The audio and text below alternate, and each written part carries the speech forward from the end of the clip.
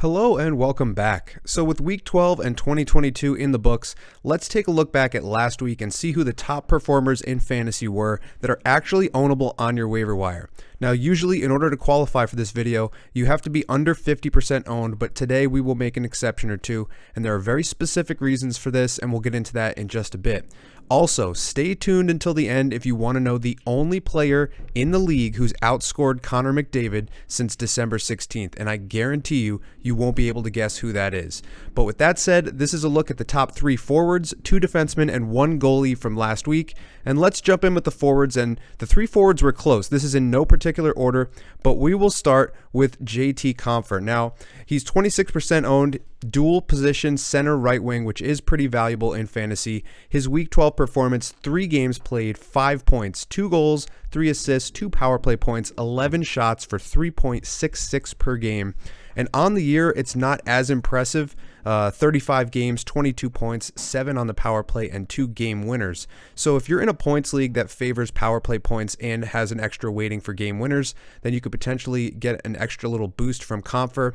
Here you see his game log. This line represents where the cutoff was for last week, but he is on a 4-game point streak. So if you add all of this in, it's 3 goals, 3 assists in his last 4 games. But last week it was just the 5 points in 3 games, which is not bad at all. Currently, he's second line center playing with Evan Rodrigues and Logan O'Connor. He's on the second power play unit, and that may hurt his fantasy value just a tad because he was on the top unit before Nathan MacKinnon came back. But with MacKinnon back, he bumps down to the second unit. If you look at his player hub, he's pretty consistent across everything except for hits, but he's not exceptional in any one particular area. The power play points is pretty good. Assist coverage is pretty good, gets a couple blocks, gets some shots, a couple of goals here and there, an overall 66 rating, so not bad at all. Pretty complete player, all things considered, and the dual position eligibility does make him a little bit more valuable. Obviously, you want the team exposure. He doesn't have a specific line mate that, he's not playing with Rantanen or somebody like that that's going to give you excellent line exposure. But if you look at his pace, he's on pace to score 51 points this season. That would be 18 more than his career high. So you'd be buying in on a player who's having a career year right now on a team that is supposed to be at the top of the Western Conference standings, and they will probably get there as they continue to get healthy. Now, speaking of the Avalanche, the next player on this list, Evan Rodrigues. Almost identical numbers to Compher. He's also on a 4-game point streak, 5 points, 2 goals, 3 assists in that 4-game point streak. But last week, in just the 3 games, 2 goals, 2 assists, 2 power play points, and 11 shots. Again, almost identical to JT Compher. On the year, 16 points in 26 games, 6 power play points, 5 of those power play goals, and 2 game winners. So again, in a points league that weights power play goals and game winners a little bit heavier, he becomes a little bit more valuable. And again, with this, he's on that 4-game point streak. So the first 3 games here were from last week, and then this one was from before the holiday break. If you look at his player hub, he's a little bit less complete, but he does get you shot volume, which is very nice to have, especially if your points league has shot weighting, or if you're in a categories league and you want to stuff that category. He's a little bit better on the power play, and his goal production is a lot better. So the assists drop off a little bit, but the goal production goes up. So that's what you're getting out of Rodrigues. No hits or blocks. So if your league doesn't have that, he becomes a little bit more valuable than Compher, just because he is elite level in at least shots, and he's almost elite level in goals, and then he does get you some power play points as well. But an excellent week for Rodrigues, and that 3-position eligibility means he's going to get into your lineup more often than a guy with only 1 or 2 positional eligibility, which does help you increase your volume from week to week. Now, when it comes to Colorado, we have some injury news. So updates from Jared Bednar. I believe it was this morning. Darren Helm and Martin Kaut will return tonight. Josh Manson will start skating tomorrow, but Gabe Landeskog is quote-unquote nowhere close to returning. No update on Bowen Byram. And Nichushkin re-aggravated his ankle injury and was shut down for a bit on December 30th, and at that point, Bednar was calling him day-to-day. It's looking more like week-to-week at this point. So as long as Nichushkin is not close to returning, as long as Landeskog is nowhere close to returning, I would consider Rodrigues to be that guy on PP1 that's going to soak up a lot of that time. So he is still a good hold, at least until Landeskog gets back. Maybe reevaluate when Nichushkin comes back and see if he gets bumped off that PP1. But for now, he's definitely holding down that spot. Now, our third forward of the week, Victor Arvidsson. I've talked about him since pretty much the start of this channel. He was in the Deep League Plays video in the preseason, along with his line mates Trevor Moore and Phil Deneau. They were an excellent line last year. They're an excellent line this year. And that line has the 4th most games played together this season. They're pretty productive, but they're not one of the top producing lines in the league, but they're very solid.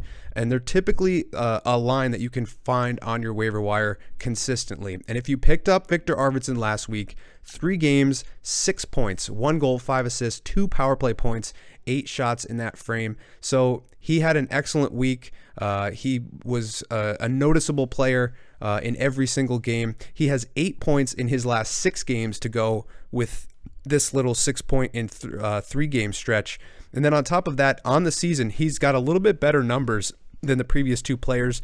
30 points in 36 games, 10 goals, 20 assists, 12 on the power play, 4 power play goals, and 2 game winners. And you can see here, very productive. He's on that 3-game point streak right there. And then his player hub, you can see here, he's elite level in power play points, getting some time, I believe, on the first unit. If not, then they're playing the second unit equally amount of time as the first unit. He's getting a pretty good shot volume. He used to be a guy who would get you 3 shots per game or above.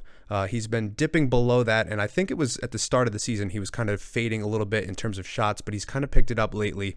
And then you add to that assist production, which is what he got a lot of this week, and the goal production is pretty decent as well. So you're getting a lot of offensive categories. So if you're in a league that doesn't have hits and blocks, that's going to be more favorable for you. And he's only 27% owned, dual eligible left wing and right wing, so he will be able to get in your lineup more often than not, and he's usually available on the waiver wire. But an excellent week from Victor Arvidsson. Now, as we turn to the defenseman, I just talked about this guy not that long ago, and that's Adam Larsson. Now, he's a hits blocks specialist. As you can see from his player hub, 98th percentile in blocks, 94th percentile in hits. So that's going to be elite level. Those are Trouba numbers, essentially, with how often he's hitting and blocking. Trouba's above 3 hits per game, but other than that, it's very close to Trouba. But you're getting a little bit more offense. The assists per game, 70th percentile. The shots, you'd like to see a little bit higher.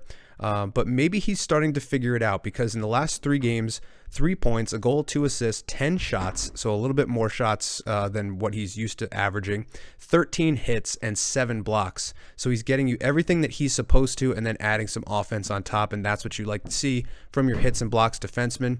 On the season, 15 points in 35 games. That's not bad at all. He's on pace for 35 to 40 points if he can keep up this pace. And you can see down here, I believe that's a 6-game point streak with 1 goal and 5 assists in that stretch. And despite all of this production, consistent assist per game production until the goal in this game, you can still see that he's getting the hits, the shots, hits, and blocks coverage pretty much every game. Only 2 zeros on this board, 3 zeros. So you're getting it every game from him. The things that you need if you're in a bangers league with hits and blocks, this is a guy that you want to target. He's only 48% owned.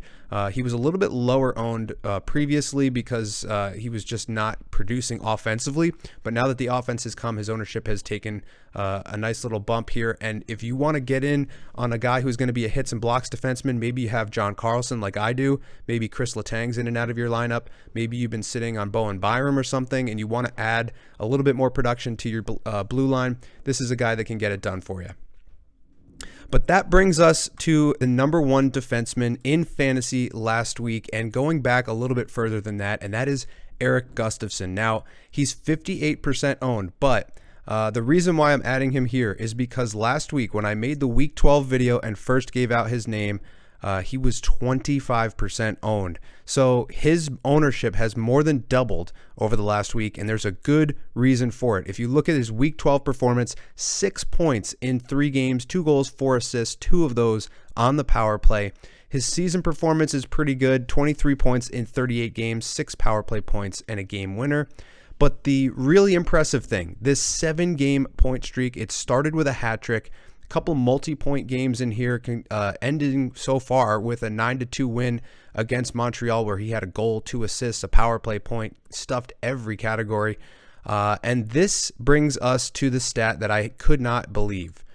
Erik Gustafsson is the league leader in points since December 16th, edging out Connor McDavid.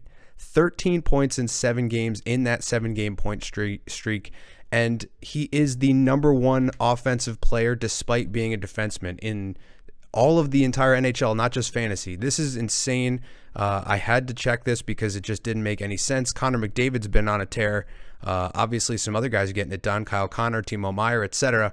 But Erik Gustafsson, who's now getting some more PP1 time with John Carlson out, his ownership has skyrocketed because of this. So if you still have him available on your wire, go out and grab him. He might not continue this point streak, but he's still going to get power play 1 time. Carlson has no timetable for his return, and he will continue to soak up those minutes, and he's playing top pair minutes. So if you look at his player hub, there's nothing exceptional here, but you're going to continue to see this increase and his rating rise if he can keep this production going. And especially if he's going to continue to get that power play time, this number will rise. The blocks are probably going to stay there, if not increase a little bit because of the added ice time. His assist coverage is pretty good as well. That's his strongest category. But he's getting it done in all facets of the game right now. And he's definitely a guy that if you're struggling, if you have D like John Carlson, maybe Chris Letang, maybe Bo Byram, any of these guys that are injured and you need to replace them for a couple weeks, Erik Gustafsson is the guy to look for, especially if you're not looking to cover hits and blocks. If you are, then you probably want Adam Larsson. If you're not, if you're just looking for offensive production and a little bit of everything, you look at Erik Gustafsson, who had an incredible week last week, and I still can't believe that he edged out Connor McDavid basically over the last 3 weeks. But that brings us to our goaltender of the week. No surprise here. He was the #1 player in all of fantasy last week. That's Antti Raanta, 52% owned, and that's another asterisk. The reason why he's in here is because he was 47% owned when I mentioned him in the Week 12 video. I told you to pick him up at the beginning of Week 12, and if you did that, you reaped the benefits of 2 shutouts back-to-back, a 4-0 win and a 3-0 win here. He didn't have to work that hard to get these, so the shot volume wasn't crazy. The only concerning thing about him is his .897 save percentage on the season. Now, he's 10-2-2, so he's going to get you the wins. If you're in a points league that favors wins and shutouts, etc., that's going to definitely help owning him. But if you're in a league like a categories league with save percentage, if you look at save percentage is a tricky thing in category leagues. If you get a game like this, obviously with the 2 shutouts, that's not going to happen, but that could ruin your week. If you have pretty good, save percentage amongst all of your starting goalies, and then, you have a guy throw in an .857 save percentage, that could bring down your total for the entire week. So that's something you have to look out for with Raanta. The .857, .839, .889, .867. So it seems like this is all floated from this 2-game sample right here. And for whatever reason, I mentioned it in the video previously, Rod Brind'Amour has given him the net, and it doesn't make any sense to me or anybody else that I've seen, because Kochetkov was amazing in relief of Anderson. When Anderson went down with injury, Kochetkov was one of the best goaltenders in the league at that point. In fact, he was on this exact video as an honorable mention because his ownership was very high, and at that point he had a .942, a shutout, 3 wins in 3 games, etc.